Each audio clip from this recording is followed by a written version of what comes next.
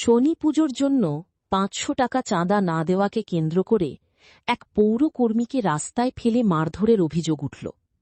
এই ঘটনায় ইসলামপুর পৌরসভার কর্মী সনাতন বৈদ্য গুরুতর আহত হন, যার ফলে তাঁকে ইসলামপুর মহকুমা হাসপাতালে চিকিৎসা করাতে হয়েছে। ঘটনাকে কেন্দ্র করে ইসলামপুর পৌর এলাকায় ব্যাপক চাঞ্চল্য ছড়িয়েছে।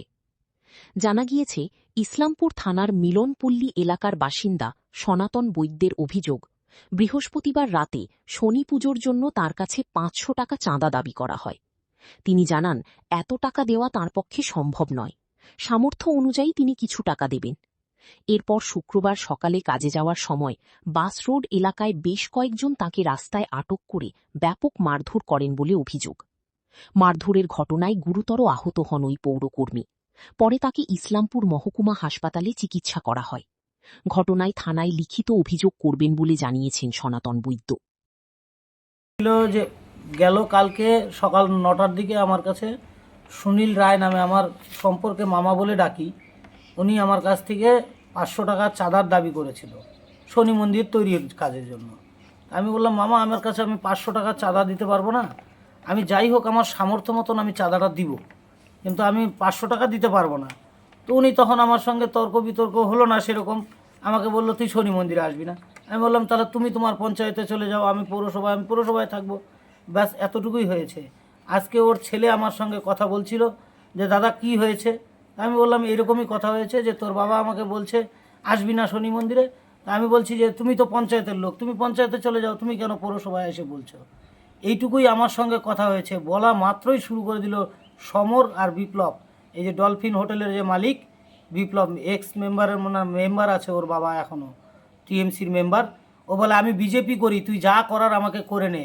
মারার পরে আমি বলছি আমি থানায় যাচ্ছি, তো আমাকে বলে তুই যা পারিস করে নে, আমি বিজেপি করি, আমাকে কে কি করে আমি দেখে নেব। মানে আপনি কি করেন? আমি আমি ইসলামপুর পৌরসভায় কাজ করি, সেই হিসাবে ইসলামপুর পৌরসভা আমাকে চেয়ারম্যানের কাজ করেছিলাম আমি। তো আপনাকে কি এই মানে টিএমসি করেন বা টিএমসির কাজ করেন পৌরসভায়? এই জন্য ওরকমই বলতেছিল। আমি পৌরসভার চেয়ারম্যানের কাজ করেছিলাম টিএমসির হয়ে, আর চেয়ারম্যান আমি কাজ করি, পৌরসভায় চাকরি করি। তো পৌরসভা চেয়ারম্যান আমাকে বলেছিল, একটা কাজের দায়িত্ব দিয়েছিল, আমি সেই কাজটা করেছিলাম। এবং করার পরের থেকে এরা মানে ব্যক্তিগতভাবে রেস্ট নিয়ে চলে বেড়াচ্ছে। যারা এখন আপনার উপরে অ্যাটাক করেছে তারা আগে কোন দল করতো? তারা টিএমসি করতো। তারাও তৃণমূল করতো? হ্যাঁ, এখনও ওর বাবা টিএমসির মেম্বার আছে, টিএমসির মেম্বার এখনও ওর বাবা আছে, এবং ওর মা টিএমসির পঞ্চায়েতে মনে হয় যে সেলাই কাজের কোনো একটা বড় অঙ্কের দায়িত্বে আছে। আচ্ছা।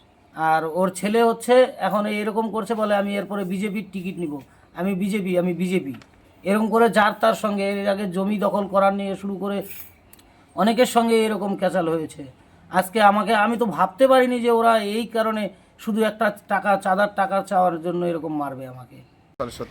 খারাপ হয়েছে। দেখুন, 4 তারিখের পরে অনেকে নিজেকে বিজেপির পরিচয় দিয়ে বিজেপির পার্টিতে এসেছে।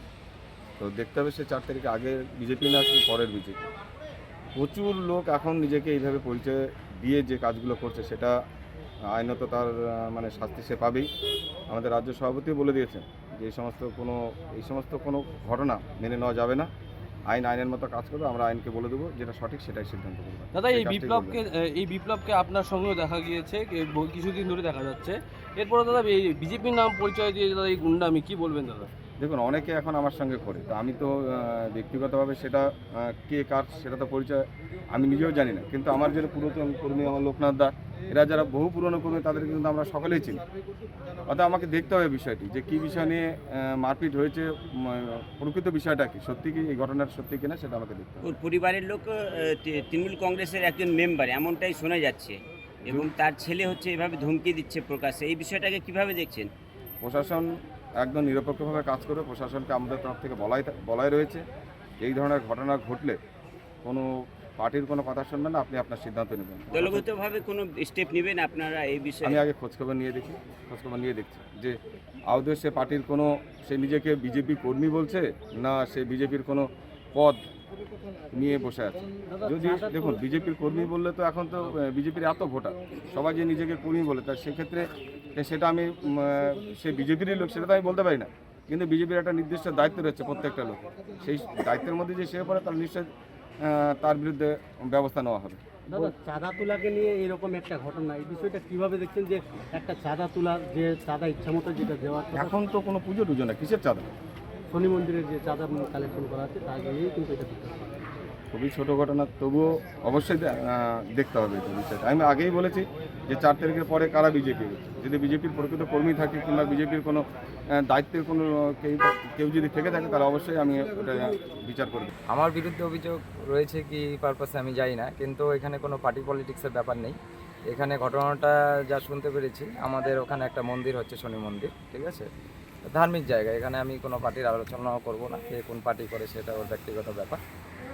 বাকি থাকলো ঝামেলাটা কালকে থেকে আমাদের একটা ওখানে শনি মন্দির নতুন করে হচ্ছে, অনেক দিন পুরানো আগে কাজ চালু করেছিলাম। এদের কিছু অশুভ যারা অসামাজিক লোকের জন্য আমরা মন্দিরটা এতদিন কমপ্লিট করতে পারিনি। তো আমাদের দায়িত্বে আসার পরে আমরা নতুন করে মন্দিরে হাত দিই এবং মন্দির মোটামুটি আমাদের কমপ্লিটের দিকেই।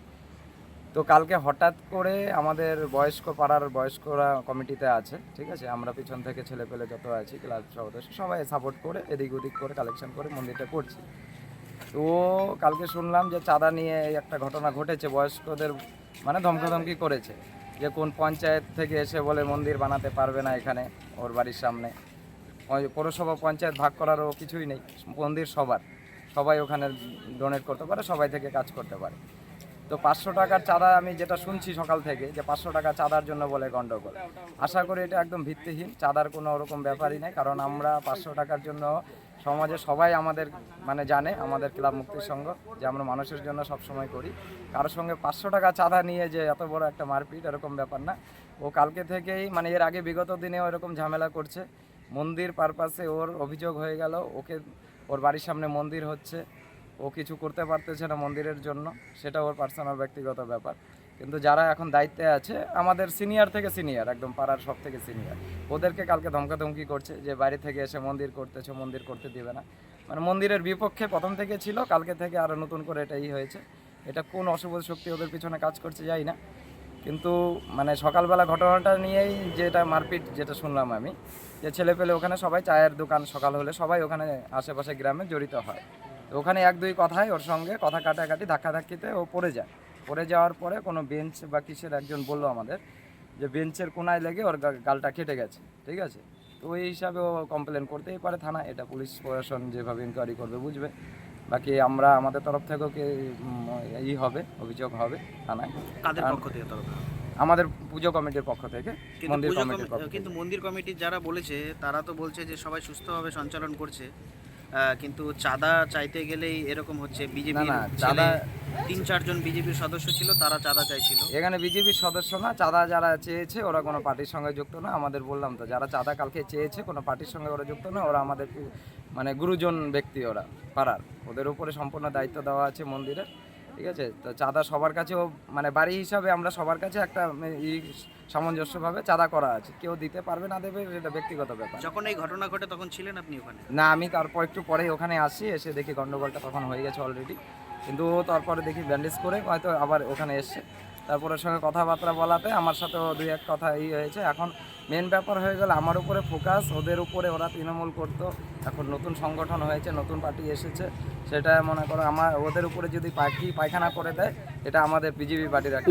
উনি তো বলছেন আপনিও আগে টিএমসি করতেন, এখন 4 তারিখের পর আপনিও পাল্টে গেছেন। না, আমি ওরকমভাবে আগে কোনো রকম দায়িত্বে কোনো পলিটিকের সাথে যুক্ত ছিলাম না, মন থেকে বিজেপিকে ভালোবাসতাম।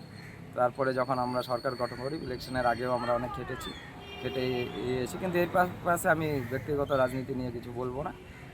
বাকি থাকলেও যেটা করছে খুব খারাপ করছে, কারণ ধর্মের সাথে কেউ খেলবার করবে এটা কেউই মানবে না।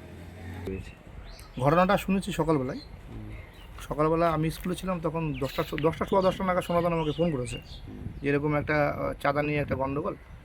তো উভয় পক্ষের সাথেই কথা হয়েছে আমার। তো আমি বিষয়টা বুঝতে পারলাম না যে আমাদের মিলনপল্লীর মধ্যে এরকম কিন্তু একটা পরিস্থিতি আজ পর্যন্ত হয়নি। আমার ওয়াইফ প্রায় 4.5 বছর হয়ে গেল কাউন্সিলর আছে, তার আগে আমাদের মাস্টারমশাই ছিলেন, মাস্টারমশাই আজকে মৃত্যুবার্ষিকীও ছিলেন, তারপরে রঞ্জন, অনেকেই ছিল। কিন্তু এরকম একটা চাঁদা নিয়ে মিলনপল্লীর মধ্যে এরকম একটা বচসা হবে সত্যি আমাদের মানে দুর্ভাগ্যজনক একটা কথা। তো আমি যতটা শুনেছি সনাতন মূল মারফত যেটা বলেছে, তো সনাতন যেটা বললো যে গতকাল তো সুনীল রায় যে কাকা আছে, সুনীল কাকাও মন্দিরের সঙ্গে যুক্ত। আমাদের এখানে পৌরসভা পঞ্চায়েত বলে কিছু নেই, আমরা সবাই মিলেমিশে থাকি। সুনীল কাকা ওখানে ওকে সনাতনকে বলেছিল যে চাঁদা দিস একটা। সনাতন তো ওই মন্দিরটা যে আছে ওখানে শনি মন্দিরটা নতুন করে আমরা তৈরি করছি, সবাই যুক্ত আছি আমরা। বাপন বৌদ্ধ আমার ওই মন্দিরের সেক্রেটারি আছে, আমাদের ওখানে চন্দন মজুমদার, চন্দন কাকা আমাদের হচ্ছে প্রেসিডেন্ট আছে, শ্রীরাম কাকা আছে, সবাই মিলেমিশে ওই সনাতন ওই কমিটির মধ্যে আছে। ওই ছোট্ট মন্দির থেকে বড় করে করেছে। তো এখন দাঁড়িয়ে সনাতনের কাছে ও বলেছে, ও নাকি বললো যে আমি 500 টাকা দিব না কত দিব, আমার কাছে টাকা পয়সা নেই, পরে দেবো। ঠিক আছে, চাঁদা দিবে কেউ, কম দিবে, কেউ মন্দির বানাবো, মসজিদ বানাবো, সবাই মিলেমিশে বানাবো। সকালবেলা নাকি বিপ্লব, ও যেটা বললো বিপ্লব আর ওর নাম কি ওই সমর, বিপ্লব আর সমর, ওর বাবা ও সনাতনকে এসে বলেছে বাবার সাথে কী বলেছি সন্তান, তো বলেই নাকি ওকে মেরেছে সঙ্গে সঙ্গে আমাকে ফোন করলো। তো একটা মারামারি করা খুব দুঃখজনক ঘটনা। এই সমস্ত এগুলা যিনি মিলনপল্লিতে এগুলো এরকম পরিবেশ ছিল না, আমরা এটা হতেও দেবো না মিলনপল্লির মানুষ। সেখানে দাঁড়িয়ে সনাতনকে নাকি বারবার বলছে বিজেপি তৃণমূলে একটা কথা। আরে ভাই মন্দির হচ্ছে, উনি বাবার মন্দির হচ্ছে, এখানে কোথায় বিজেপি কোথায় তৃণমূল? রাজনীতি পালাবদল ঘটবে, কেউ আসবে কেউ যাবে। আর বিপ্লবের কথা বলছেন, বিপ্লব তো 4 তারিখের পরে, যে বলে না একটা শব্দ প্রচলন হয়েছে যে আমি 4 তারিখের পরে বিজেপি, ও তো ভাই হবে আমার সম্পর্কে। তো ও তো কিছুদিন আগেও তো তৃণমূলেই ছিল, তৃণমূলের কর্মকাণ্ড করতো। কবে ওকে তৃণমূলের পতাকা উঠলো, করিম কাকুর সঙ্গে থাকতো, তারপরে কানাকুর সাথে আসলো, তো আমাদের সঙ্গেও ছিল। তো এখনও তো ওর জেঠিমা আছে, ওর কাকিমা আছে, ওই তৃণমূলের সব কাজকর্ম করে, ওর বাবার সাথে যথেষ্ট আমাদের আত্মীয় মতন হয়।